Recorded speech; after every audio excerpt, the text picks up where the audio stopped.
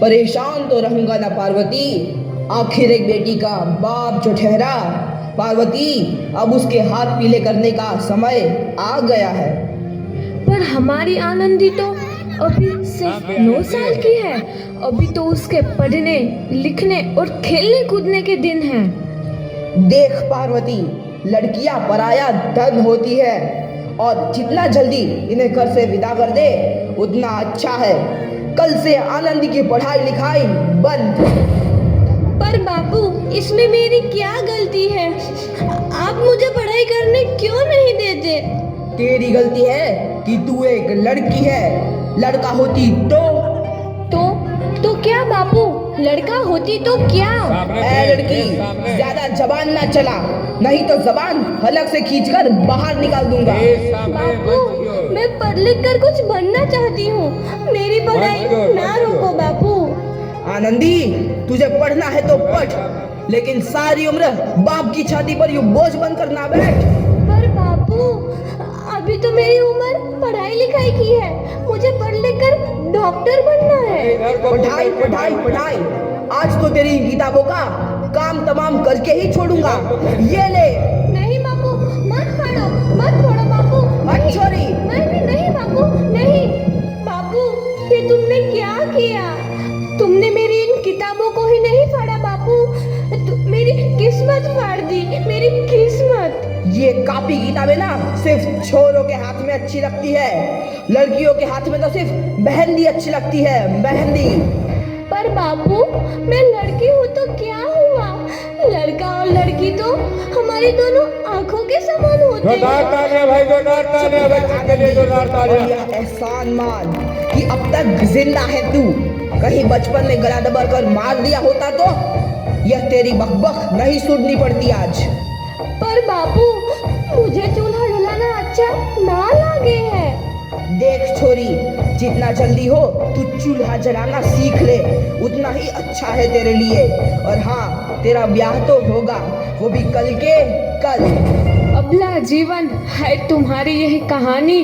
आंचल में है दूध और आंखों में है पानी। मुझे माफ कर दे बेटी, तेरे बापू के जिद के आगे मेरी एक न चलेगी।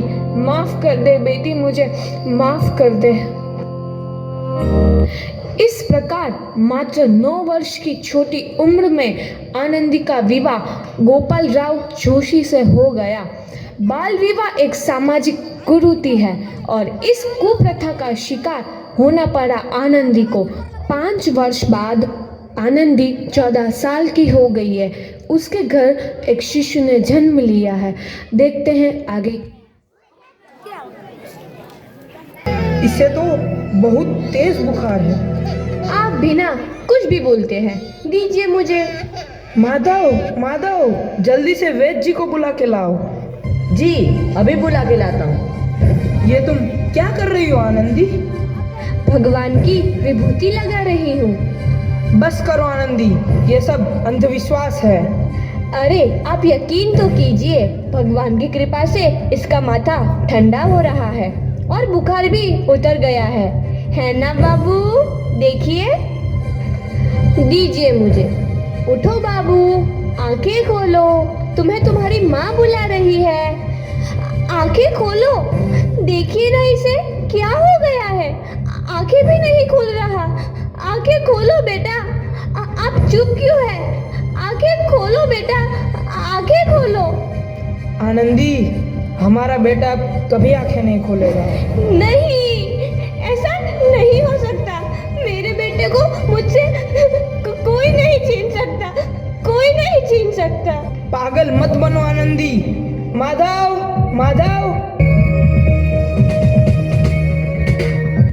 आनंदी, बंद करो ये पागलपन। भगवान ने मेरा बच्चा छीन लिया। भगवान ने नहीं, तुम्हारी अशिक्षा और अंधविश्वास ने तुम्हारा बच्चा छीना है। अगर तुम पढ़ी लिखी होती तो आज हमारा शिशु जीवित होता। तुम अनपढ़ थी आनंदी, अनपढ़। नहीं, अब मैं अनपढ़ नहीं रहूंगी मैं अनपढ़। मैं पढ़ूंगी ताकि कल किसी और आनंदी को इलाज के अभाव में अपना बच्चा ना खोना पड़े। शाबाश आनंदी, और यही तुम्हारे अपराध के लिए प्रायश्चित भी है। हमसे बिखर तू है नदी ओ आनंदी, तुम्हारी 12वीं का परिणाम आ गया है। तुमने पूरे कॉलेज में प्रथम स्थान अर्जित किया है। दिल खुश जहां तेरी तो आनंदी, तुम्हारी मेहनत रंग लाई है। तुम्हें शिक्षा वृत्ति मिली है। ये लो तुम्हारे अमेरिका जाने की टिकट। मुझे शिक्षा वृत्ति मिल गई, मैं अमेरिका जा रही हूँ।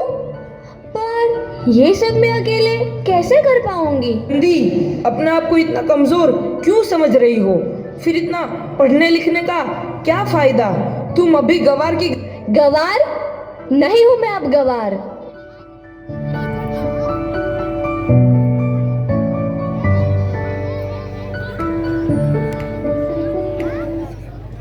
तो इस प्रकार 7 अप्रैल 1883 को आनंदी अमेरिका के पेंसिल्वेनिया के लिए रवाना हुई और 3 साल बाद उन्होंने डॉक्टर ऑफ मेडिसिन की उपाधि प्राप्त कर ली।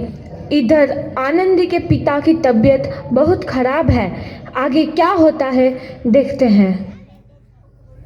लगता है अब मेरे जाने का समय आ चुका है। अब मैं नहीं बचूंगा। ऐसा मत बोलो। शहर के सिटी हॉस्पिटल में अमेरिका से डिग्री लेकर कोई बड़ा डॉक्टर आया है। एक बार वहाँ चलकर दिखा लेते हैं। हाँ, सही बोला भैया। कम से कम दिल को तसल्ली तो मिल जाएगी। हाँ हाँ, चलो चलो जल्दी हॉस्पिटल चलते हैं।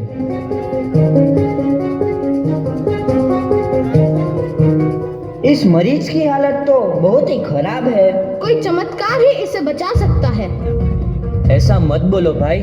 डॉक्टर साहब कब तक आ जाएंगे? लो आ गई डॉक्टर मैडम। डॉक्टर मैडम जल्दी देखिए, मरीज की हालत बहुत ही खराब है।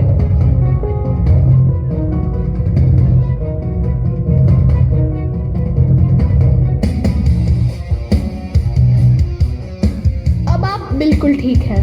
मौत के मुंह से आपको बचाया है डॉक्टर मैडम ने। डॉक्टर साहब ने मुझे बचा लिया। मुझे मिलना है डॉक्टर साहब से।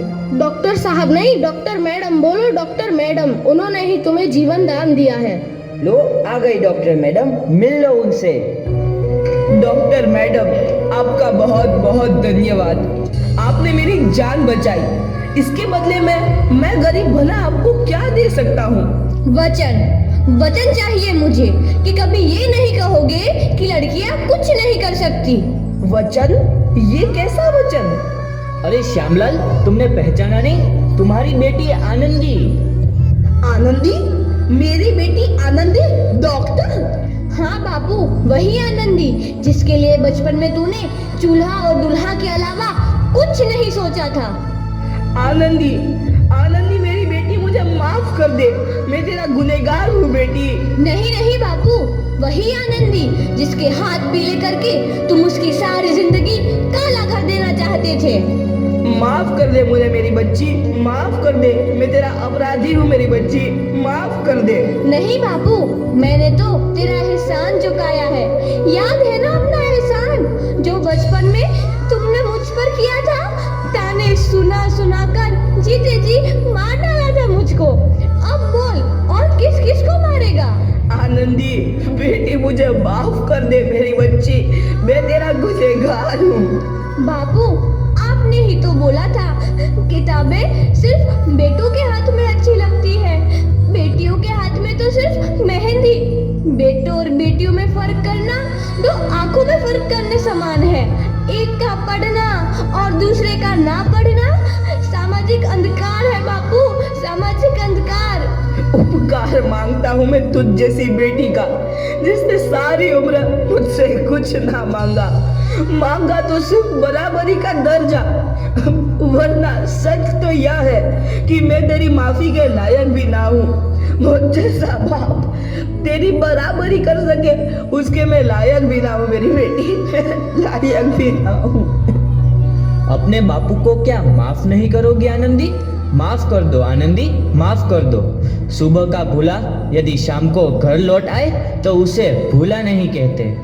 बापू तो इस प्रकार आनंदीबाई जोशी ने अपनी मेहनत और अटूट इरादे से न केवल भारत की पहली महिला डॉक्टर बनी, बल्कि आगे चल के उन लड़कियों के लिए सुनहरा रास्ता दिखा गई जो जीवन में कुछ करना चाहती थी।